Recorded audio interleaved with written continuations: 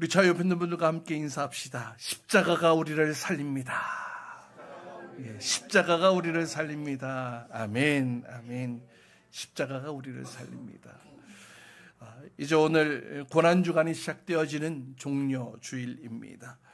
예수님께서 십자가를 지시기 위해 어린 나귀를 타고 예루살렘에 들어가시는 그 모습들 속에 많은 사람들이 종려나무 가지를 흔들면서 예수님을 왕으로 환영했다고 해서 종려주일 이렇게 부릅니다. 오늘 본문에서는 이 종려나무에 대한 언급은 없지만 요한복음 12장에 보면 동일한 사건 속에 종려나무 가지를 꺾어들고 호산나 하고 외쳤다라고 기록되어져 있는 것을 보게 됩니다. 아마도 예수님께서 예루살렘 성으로 입성하시는 그 모습 가운데에 종려나무 가지를 흔들면서 좌우로 흔들면서 예수님을 환영했을 것으로 생각되어집니다. 여러분, 사람이 무엇을 들고 누군가를 향해 흔든다라는 것은 그의 이유와 또 의미가 있을 것입니다. 예를 들어서 유명한 가수의 콘서트를 가면 죄다 손에 풍선 하나씩 들고 있습니다. 그 가수를 상징하는 그 색깔의 풍선, 또 풍선 막대기를 들면서 막 응원하고 신나게 그 풍선을 흔드는 것을 보게 됩니다.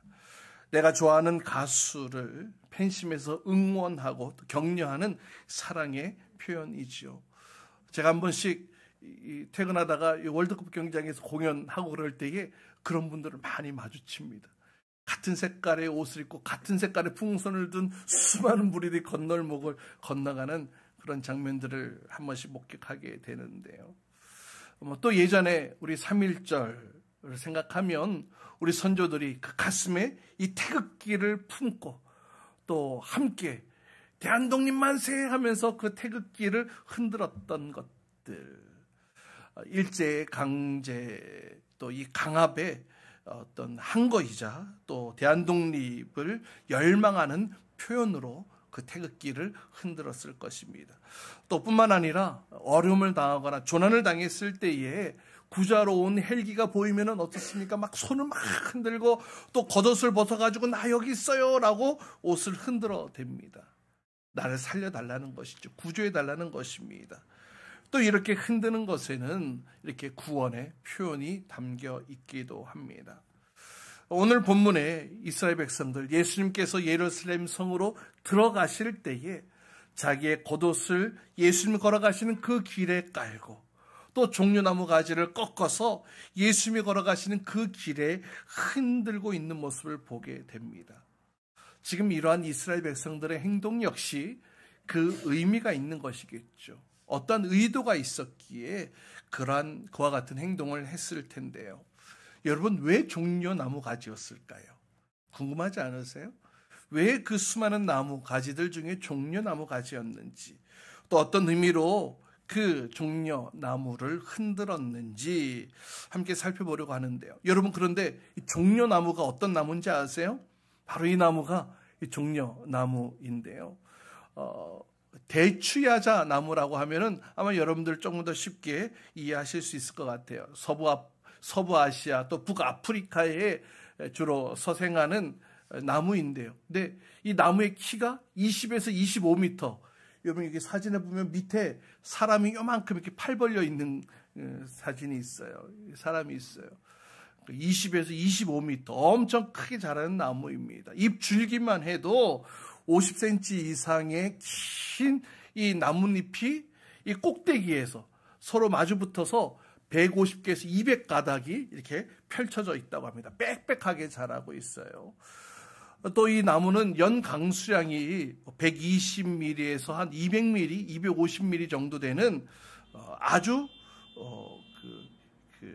이 강수량이 낮은 곳, 메마른 땅, 척박한 땅, 기온이 높고 척박한 땅에서도 아주 잘 자라는 과수라고 합니다. 과수, 열매가 있다는 뜻이죠. 그래서 성경에서 이 종려나무가 어떤 의미를 갖냐면 이 유대인들이 이 종려나무를 너무나 좋아해요. 너무나 사랑합니다. 그래서 지금도 이스라엘 곳곳에 가도 종려나무가 수없이 세워져 있는 것을 보게 되어집니다. 심지어 이 종려나무를 얼마나 사랑했던지 이스라엘의 동전, 사용되어지는 지금 동전 5세겔, 10세겔 안에도 종려나무가 그려져 있고 새겨져 있고 또 종려나무 열매가 또 새겨져 있는 것을 보게 됩니다. 얼마나 이 이스라엘 안에서는 이 종려나무가 어떤 위치인지 여러분 이해가 되시겠죠. 이 종려나무가 상징하는 바는 이와 같습니다. 첫 번째, 다산을 상징하고 풍요를 상징합니다. 이 사진과 같이 잎사귀가 이렇게 펼쳐지는 그 지점의 열매가 주렁주렁 열리게 됩니다. 도대체 몇 개인지 셀 수 없을 정도로 풍성한, 말기도 진짜 풍성한 열매가 맺게 되어집니다. 히브리어로 이 종려나무를 타마르라고 하는데 성경에서, 우리 성경에서는 다말이라고 번역되어져 있는 것을 보게 됩니다. 그래서 이 풍요를 상징하는 이 이름이 성경에서 여성의 이름으로 사용되어지는 것을 우리는 발견하게 되죠. 유다의 며느리도 다말이었고 또 압살롬의 또 누이도 다말이었습니다. 자, 이것이 종려나무 열매인데요. 일단 보여주세요. 예, 그래서 이 대추야자 열매, 데이트라고 하는 발음도 비슷해요. 데이트, 대추, 예, 비슷한데 한 그루에서 이 열매가 1년에 얼마나 수확이 되느냐? 130kg에서 180kg. 예, 어마어마하죠. 한 그루에서 1년에 한 180kg, 최대 180kg의 열매를 수확한다고 합니다. 그리고 이 열매 얼마나 단지 몰라요. 저도 많이 먹어봤거든요. 아버지가 이제 사우디아라비아에서 사역하실 때에 정말 그곳에 제가 방문했을 때는 원 없이 먹어봤고 또 선교사님들이 방문하고 그럴 때에 많이 먹어봤는데 너무 달아요. 엄청 달아요. 그래서 처음에는 이거 꿀이나 설탕에 재가지고 가공한 식품이구나 라고 생각을 했어요. 그런데 아니요, 그게 아니더라고요. 가공하지 않은 그 자체로도 너무나 단 거였습니다. 아마 여러분들 가운데도 먹어보신 분들이 있을 거라고 생각되어지는데요. 그래서 이 가나안 땅 하면은 따라오는 명칭이 무엇입니까? 젖과 꿀이 흐르는 땅, 이렇게 얘기를 하잖아요. 여기서 말하는 이 꿀은 벌을 통해서 얻게 되어진 그 꿀을 말하는 게 아니고 바로 이 종려나무 열매, 이 대추야자 열매를 통해 얻게 되어지는 그 꿀. 이게 숙성되어질수록 끈적끈적해지거든요. 바로 이 대추야자 열매를 말하는 것이기도 합니다. 또 이 종려나무는 생명을 상징하게 되는데요. 이와 관련해서 2005년 국민일보에 이 종려나무에 대한 기사가 올라왔는데 그 내용이 뭐냐 하면 2000년이나 묵은 그 종려나무 씨앗을 심었더니 2000년이나 지난 그 종려나무 씨앗을 심었더니 새싹이 튀어졌다는 거예요. 이 마사다 성체를 발굴하던 중에 발견된 씨앗이 있어서 그것을 화분에 심었는데 그 중에 한 개가 이 싹을 틔우는데 8주 만에 30cm의 길이에 7개, 8개의 잎을 가진 새싹이 나왔다라는 것입니다. 그래서 이것이 사실이라고 이 신문에 이렇게 보도가 되기도 했는데요. 그래서 오래돼서 죽을 것 같은, 이미 죽었을 것 같은 그곳에도 생명이 여전히 남겨있는 이 모습을 보면서 여러분 종려나무가 학명으로도 잘 나타나고 있는데요. 이 종려나무를 헬라어로 하면은 무슨 말이냐면 포이닉스라고 이렇게 이야기를 합니다. 여기서 나온 단어가 뭔지 아세요?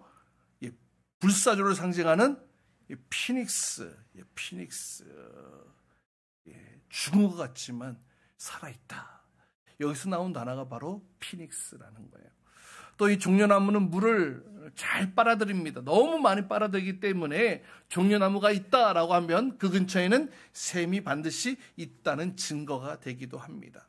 그래서 이스라엘 백성들이 홍해를 건너서 이제 광야 땅으로 들어가게 되어질 때에 그곳에서 엘림이라는 곳을 만나게 되죠. 근데 거기에 무엇이 있었습니까? 이 종려나무 가지가 막 이렇게 있으니까 그곳을 향해 갔겠지요. 그랬더니 그곳에 샘물이 12개나 있었다. 그리고 종려나무 70그루가 있었다라고 성경 기록하고 있습니다. 이렇게 종려나무는 광야에서도 강인한 생명력으로 살아남는 것을 보게 됩니다. 그래서 성경에서는 이 종려나무를 의인화해서 시편에서 이렇게 표현하고 있는데, 우리 같이 함께 시편 92편 12, 13절 함께 읽어봅니다. 시작. 의인은 종려나무처럼 우거지고 레바논의 북한목처럼 높아 솟을 것이다. 주님의 집에 뿌리를 내렸으니 우리 하나님의 틀에서 크게 번성할 것이다. 네, 종려나무처럼 우거지고 높이 치솟을 것이다. 번성할 것이다. 이 종려나무를 의인화해서 이렇게 표현하기도 합니다. 또 이 종려나무는 세 번째로 승리를 상징하기도 합니다. 승리를 상징합니다. 이 끈질긴 생명력, 다 죽었을 것 같은 그 나무에서도 새순이 돋아나고 생명을 이어간다고요. 겉으로 볼 때는 이 나무 죽었네 라고 버릴 법한 그런 모습 속에서도 새순이 돋아난다는 거예요. 그래서 너무나 신기하게도 이 종려나무는 윗둥 딱 자르고 구루터기만 남아도 거기서 새순이 싹이 나고 자란다라는 거예요. 죽은 것 같은 상황 속에서도 생명을 이어간다? 죽은 것처럼 보여지지만 그 안에 여전히 생명이 남아있다? 여러분, 그것이 곧 승리가 아니겠습니까? 승리는 살아남는 거잖아요.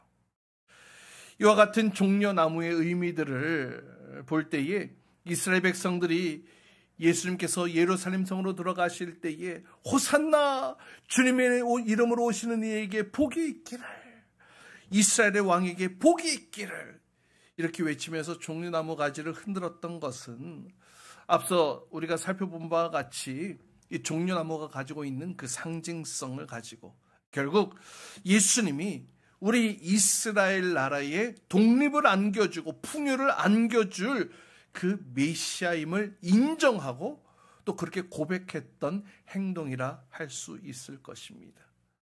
예수님을 바라볼 때에 이분이 우리의 왕이 되면 좋겠다. 그리고 왕이라고 선포하고 외쳤던 이스라엘 백성들이었습니다. 자, 그럼 이스라엘 백성들이 흔들었던 그 종려나무의 모습을 보면서 오늘 이 종려주일에 예수님과 그 십자가의 의미를 살펴보려고 합니다. 우리 예수님은 어떤 분으로 이 땅에 오셨습니까? 첫 번째, 참된 풍요를 주는 왕으로 오셨습니다. 우리 주님 맞습니다. 참된 풍요와 번성을 주시는 왕으로 이 땅 가운데 오셨어요. 여러분, 이스라엘 역사, 우리가 어성의 읽어지네를 통해서 우리가 이스라엘 역사들을 또 함께 쭉 살펴보고 있기도 한데, 이스라엘 역사하면 끊임없이 외세의 침략을 받았던 나라였습니다. 그래서 끊임없이 외세에 의해 망하기를 거듭한 그런 안타까운 역사를 가지고 있기도 하죠. 예수님 당시에도 역시 다른 나라의 지배를 받고 있었습니다. 어느 나라요? 로마에 의해 지배를 받고 있었죠. 그래서 이스라엘 백성들 오랜 시간 동안 정말 이 주권을 가진 나라다운 나라 속에 살아보지 못했습니다. 늘 외세에 의한 압제와 고통 속에 살 수밖에 없었습니다. 그러다 보니까 이스라엘 백성들 안에 강력한 열망이 하나 있었는데요. 그것은 우리 이스라엘을 구원해 줄 왕이 필요하다.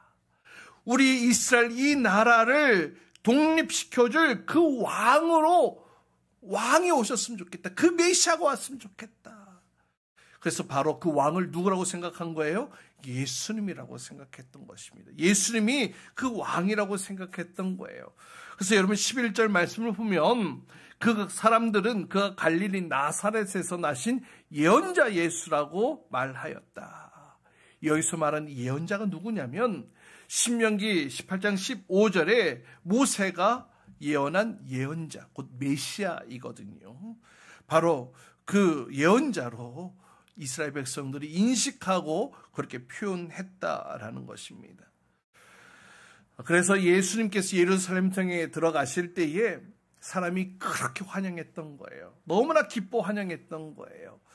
제자들이 이 어린 나귀 위에 겉옷을 얹고 또 예수님이 그 나귀를 타신 것이나 또 무리들이 예수님이 가시는 그 길에 자신의 겉옷을 깔아 펼쳐놓고 또 나뭇가지를 베어다가 그 앞길에 펼쳐놓았는데 이런 모습이 어떤 행동인지 아십니까? 열왕기하 9장 이하에 보면 예후가 왕이 되어질 때의 모습과 똑같거든요. 다시 말하면 지금 이스라엘 백성들이 예수님 앞에서 행하는 그 모든 행동들은 바로 왕의 즉위식 때 하는 행동들이었습니다. 그러니까 이스라엘 백성들이 예수님께서 예루살렘 성으로 들어가시는 것을 왕의 기환이다 라고 생각하면서 그렇게 박수하고 환호하고 소리 지르며 찬양했다라는 것이죠. 하지만 우리 예수님 그렇게 군중들이 기대했던 것과는 다른 모습의 왕으로 이 땅에 오셨습니다. 군중들은 이 예수님이 가진 그 신적 능력으로 로마의 그 압제로부터 해방시켜줄 강력한 왕으로서의 메시아를 원했지만, 그래서 그런 의미로 종려나무 가지를 흔들었지만 예수님께서는 사람들이 흔드는 그 종려나무 가지를 따르지 않으셨습니다. 예수님께서 기적을 베풀어서 많은 사람들의 필요를 채워주신 것은 사실이었습니다. 하지만 그 사람들의 요구에 이끌려 다니지 않으셨지요. 우리 오병이어 사건 너무나 잘 알고 있지요. 많은 사람들을 먹인 이 놀라운 기적을 행한 후에 사람들이 와! 이런 분을 우리의 왕으로 세워야 되겠다. 우리의 왕으로 추대해야 되겠다라는 그런 분위기가 일어나니까 예수님께서 그 일을 단호하게 거절하시고 그 자리를 서둘러 피해 가셨던 것을 보게 됩니다. 그리고 예수님께서 어떠한 길을 걸어가셨습니까? 십자가의 길을 걸어가셨죠. 고난의 길을 걸어가셨습니다. 그리고 3일 만에 부활하심으로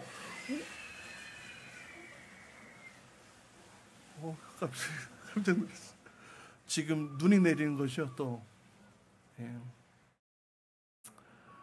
그렇게 지금 십자가의 길을 걸어가시는 거예요. 이렇게 추운 눈보라가 날리는 그 엄청난 고난의 길처럼 말이죠. 그리고 3일 만에 부활하심으로 예수님께서 우리의 죄를 자유케 하시려고 그 영원하고도 그 풍성한 영생의 길, 그 구원의 길을 우리에게 허락해 주신 줄 믿으시기 바랍니다. 그렇게 예수님께서 우리에게 풍성한 삶을 주시는 왕으로 이 땅에 오셨다는 거예요. 또 우리 예수님은 어떤 왕으로 오셨습니까? 죽음으로 승리하시는 겸손의 왕으로 오셨습니다. 우리 예수님 힘으로써 정복자로 이 땅에 오신 분이 아니셨습니다. 십자가의 죽음을 통해 오히려 승리하시는 겸손의 왕으로 오셨다는 거예요. 오늘 말씀 3절 말씀 다시 한번 보세요. 예수님께서 어린 나귀를 타고 예루살렘 성으로 들어가실 때에 이 나귀 어디서 난 나귀였습니까? 예수님의 말씀 따라 제자들이 나귀 주인에게 가서 이 나귀 우리 주님께서 쓰시려고 하신 겁니다 라고 말하니까 그 나귀 주인이 그 나귀를 어떻게 해요? 순순히 내어주었다라는 거예요. 순순히 내어주었다. 사랑하는 여러분, 주님께서 쓰시겠다라는 그런 마음이 여러분 안에 든다면 여러분 그것을 기꺼이 주님께 내어드릴 수 있기를 주님의 이름으로 축복합니다. 주님께서 쓰시고자 하실 때에 쓰임 받을 수 있는 그것이 얼마나 큰 축복인지 몰라요. 주님께서 원하실 때에, 주님께서 쓰시고자 하실 때에 우리의 삶을, 우리의 인생을, 우리가 가진 것들을 기꺼이 내어드릴 수 있는, 주님께 쓰여지고 쓰임받는 저와 여러분 될 수 있기를 주님의 이름으로 축복합니다. 그런데 그렇게 내어진 낙이 예수님께서 타신 그 동물은 멋지게 생긴 칩이 좋은 그런 말을 탄 것이 아니라 하필이면 어린 낙이었습니다. 이것을 오늘 본문에서는 4절에 구약의 말씀을 이루기 위해서라고 성경은 기록하고 있습니다. 여러분, 바로 이것이 겸손입니다. 겸손은 내 자신이 부족하다고 말하는 것이 아니에요. 내 욕심을 버리고 하나님 앞에서 철저히 순종하는 자세가 바로 겸손 아니겠습니까? 우리 주님이 어떤 분이십니까? 하늘 보좌를 버리시고 이 땅에 오신 만왕의 왕으로 오셨어요. 그런데도 불구하고 주의 말씀, 예언자를 통하여서 그 말씀을 이루시기 위해 겸손하게 그 어린 나귀에 오르셨다라는 겁니다. 여러분, 나를 높이고 내 소원을 이루어주는 말씀에는 순종하기가 쉽습니다. 쉬워요. 하지만 내가 더 낮아지고 내가 더 손해보고 내가 더 힘들어지는 그런 말씀 앞에는 순종하는 것이 참 쉽지가 않죠. 어렵습니다. 그러나 이러한 순종은 감동을 이끌어냅니다. 여러분, 왕이 멋진 말을 타고 탁탁탁 하고 가면은 사람들로부터 야, 우리 왕 너무나 멋있다, 부러움은 살 수가 있을 것입니다. 하지만 왕이 겸손하여 어린 나귀 새끼를 타고 걸어간다면 백성들을 통해 감동을 주고 또 존경심을 얻게 되어지지 않을까요? 보통 사람들은 남이 부러워하는 인생을 살고 싶어 합니다. 나 자신을 드러내고 또 과시하고 싶은 그런 마음들이 누구에게나 있기 때문이죠. 그러나 여러분, 따라해 보십시오. 성도는 남이 부러워하는 삶이 아니라 남에게 감동을 주는 삶을 살아야 합니다. 아멘이십니까? 예, 우리 성도는요, 남이 부러워하는 삶을 추구하고 살아가는 것이 아니라 남에게 감동을 주는 삶을 살아야 할 줄 믿습니다. 우리 주님께서 그 길을 걸어가셨기 때문에 그런 거예요. 우리 주님께서 그 길을 걸어가셨기 때문에 우리도 그 길을 따라가야 되는 것 아니겠습니까? 여러분, 겸손의 극치가 바로 십자가입니다. 왕이신 예수님께서 그 하늘 보좌를 버리시고 친히 이 땅 가운데 오셨어요. 멋지고 화려한 집에 오신 것이 아니라 그 말 구유에 누이셔서 그곳에서 태어나셨던 예수님. 그리고 그 인생의 마지막 그 십자가에 오르신 것. 왕으로서 이 땅의 통치자로 정복자로 오신 것이 아니라 모든 이들에게 자신을 내어드리는, 자신을 내어주는 그런 십자가, 그 수치와 고통과 고난과 죽음, 왕이신 예수님께서 십자가에 오르신 것이 바로 겸손의 극치가 아니겠습니까? 오늘 사람들이 예수님을 향하여 호산나 다윗의 자손이여 라고 외쳤습니다. 여러분, 호산나가 무슨 뜻입니까? 호산나? 예, 시편 118편에 보면 이런 말씀이 있어요. 주님 간구합니다. 우리를 구원하여 주십시오. 주님 간구합니다. 우리를 형통하게 해 주십시오. 이 호산나는 기도합니다. 우리를 구원하소서. Save us, we pray. 예, 호산나는 우리를 구원하소서 간구하는 외침입니다. 또 주님의 이름으로 오신다는 것은 메시아가 사람의 어떤 그런 권위로 오는 것이 아니라 그 주님의 권위로서 오신다는 것을 의미합니다. 그렇게 사람들은 예수를 향해 호산나, 주님의 이름으로 오시는 이여 호산나 라고 외쳤어요. 그러나 우리 예수님 이러한 군중의 소리에 도취되지 않으셨습니다. 왜냐? 그들의 환호는요, 십자가의 길이 아니었습니다. 힘과 능력에 의한 자유와 영광을 쟁취하라는 유혹이었기 때문이었습니다. 여러분, 하나님께서 이스라엘 나라를 독립시키시려고 예수님을 보내신 것이 아니었지요. 예수님을 왜 보내셨습니까? 하나님의 아들이신 그 분이 이 땅에 오신 이유는 모든 인류가 해결할 수 없는 그 죄의 짐을 해결하시기에, 대신 지고 가시기 위해 이 땅에 보냄받으셨던 거예요.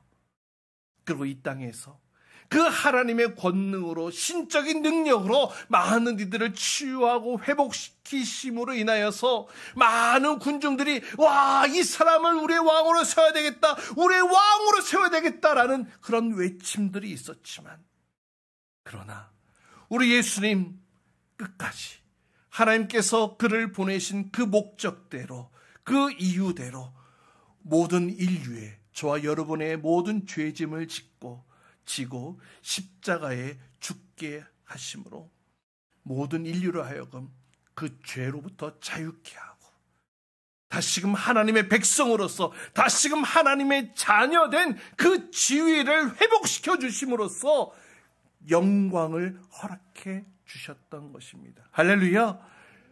우리 주님께서는 겸손으로 그 목적을 이루어 가셨던 것을 보게 됩니다.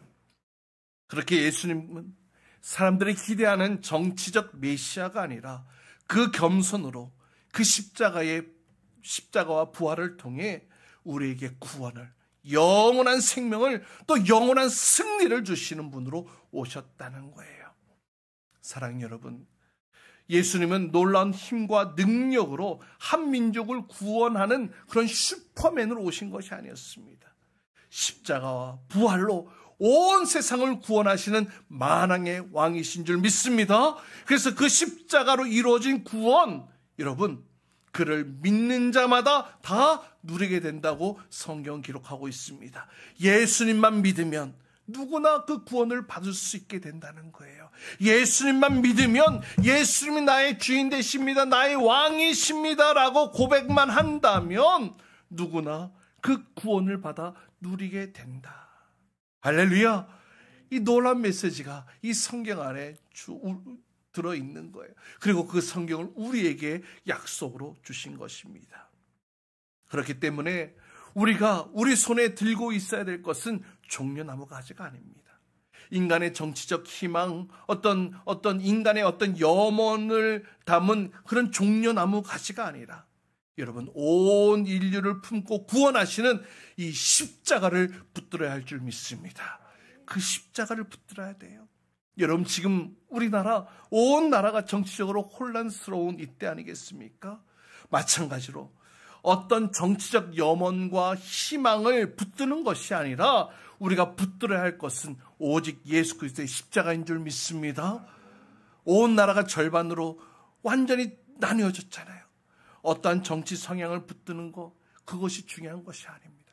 그보다 더 중요한 것, 오직 예수 그리스도의 십자가를 붙들며 나아가는 것인 줄 믿습니다. 오직 그 십자가의 능력만이 혼란으로 나뉘어진 이 대한민국을 살리는 유일한 길이라는 것, 모든 것을 화평케 하시는 예수 그리스도, 그 십자가를 붙드는 것이 바로 대한민국을 살리는 길인 줄 믿으시길 바랍니다. 그래서 고린도전서에서 사도 바울은 이렇게 고백합니다. 우리 같이 함께 읽어봅니다. 고린도전서 1장 18절입니다. 시작. 십자가의 말씀이 멸망할 자들에게는 어리석은 것이지만 구원을 받는 사람인 우리에게는 하나님의 능력입니다. 한 번 더 읽어볼까요? 십자가 시작. 십자가의 말씀이 멸망할 자들에게는 어리석은 것이지만 구원을 받는 사람인 우리에게는 하나님의 능력입니다. 예, 여러분, 십자가의 말씀이 멸망당할 자들에게는 어떤 것이라고요? 어리석은 것이지만, 그러나 구원받는 우리에게는 뭐라고요? 하나님의 능력이라는 거예요. 다시요. 하나님의 그 십자가의 말씀이, 십자가의 그 복음이 멸망당할 자들에게는 어리석은 것으로 치부되어지고 끝날 수 있지만, 구원받는 우리에게는 뭐라고요? 하나님의 능력. 할렐루야. 그래서 우리가 이 십자가를 붙들어야 된다는 거예요. 우리가 이 십자가를 붙들어야 된다는 것입니다. 주님 오시는 그날까지 우리가 이 십자가를 꼭 붙들고 나의 생명이 다하는 그날까지 이 십자가의 복음을 전해야 할 줄 믿습니다. 이 고난주간이 지나고 이 부활주일, 이 영광의 주일을 맞이하는 그때에 우리가 이 한 주간 십자가를 붙들고 나아가고 또 이 십자가의 복음을 전하며 우리가 영광의 그 부활의 때에, 부활의 날에, 부활절에 많은 이들과 함께 주님 앞에 나와 예배하며 경배하는 그날들이 오기를 주님의 이름으로 축복합니다. 마침내 주님께서 다시 오시는 그날, 우리 모든 백성들은 진정한 기쁨 속에서 진정한 승리의 종려나무 가지를 흔들며 이렇게 찬양할 것입니다. 우리 계시록에 그 찬양하는 모습들이 그대로 그려져 있는 것을 보게 됩니다. 우리 계시록 7장 9절로 10절 말씀입니다. 우리 같이 함께 읽습니다. 시작. 내가 보니 아무도 그 수를 셀 수 없을 만큼 큰 무리가 있었습니다. 그들은 모든 민족과 종족과 백성과 언어에서 나온 사람들인데 흰 두루마기를 입고 종려나무 가지를 손에 들고 보좌 앞과 어린 양 앞에 서 있었습니다. 그들은 큰 소리로 구원은 보좌에 앉아 계신 우리 하나님과 어린 양의 것입니다 하고 외쳤습니다. 아멘. 뭐라고 외쳤다고요? 구원은 보좌에 앉아 계신 우리 하나님과 어린 양의 것입니다. 할렐루야. 구원하심이 보좌에 앉으신 우리 하나님과 어린 양께 있도다. 사도 요한이 보았던 이 환상, 그 안에는 수를 셀 수 없는 큰 무리가 있었다고 기록하고 있지요. 누구입니까? 아브라함과 이삭과 야곱에게 약속하셨던 그 큰 민족을 말합니다. 근데 그 큰 민족이, 큰 무리가, 셀 수 없는 그 큰 무리가 모든 민족, 모든 종족, 모든 백성, 모든 언어를 가진 사람들로 모여 있다는 것입니다. 모든 사람들을 말하는 거예요. 그리고 순결을 상징하는 흰 두루마기를 입고 그 다음에 종려나무 가지를 손에 들고 있다고 기록하죠. 마치 전쟁에서 승리하고 돌아오는 개선 장군의 행진을 환영하는 모습처럼 말이죠. 여러분, 그런데 보세요. 이 찬양의 소리가, 이 외침의 소리가 나라가 다르고 민족이 다르고 언어가 달라도 한 목소리로 이렇게 찬양했다는 거예요. 뭐라고요? 구원은 보좌에 앉아 계신 우리 하나님과 어린 양의 것입니다. 구원은 보좌에 앉으신 우리 하나님과 어린 양의 것입니다. 할렐루야. 이 계시록에 나오는 이 셀 수 없는 이 큰 무리가 누군지 아세요? 그 이하 14절에 보면 큰 환난을 겪었던 사람들이라고 기록되어져 있는 것을 보게 됩니다. 그러니까 믿음을 지키기 위해 온갖 어려움 가운데 박해를 받고 있었던 사람들을 말하는 거예요. 그러나 끝까지 그들이 믿음을 지켰다는 것입니다. 그리고 결국 어린 양 예수님을 끝까지 따랐던 그들이 이제 승리를 상징하는 그 종려나무 가지를 들고 이렇게 찬양하고 있다는 거예요. 마지막까지 믿음의 선한 싸움을 다 싸우고 승리한 승리자들의 찬양이 바로 이것입니다. 그리고 이것이 우리의 비전이 되어야 할 줄 믿습니다. 사랑하는 여러분, 우리도 그날, 그 마지막 날 승리의 종려나무 가지를 들고 우리도 이렇게 찬양합시다. 한번 따라해 봅시다. 구원하심이 보좌에 앉으신 우리 하나님과 어린 양께 있도다. 한 번 더요. 구원하심이 보좌에 앉으신 우리 하나님과 어린 양께 있도다. 우리 같이 함께 시간 기도합시다.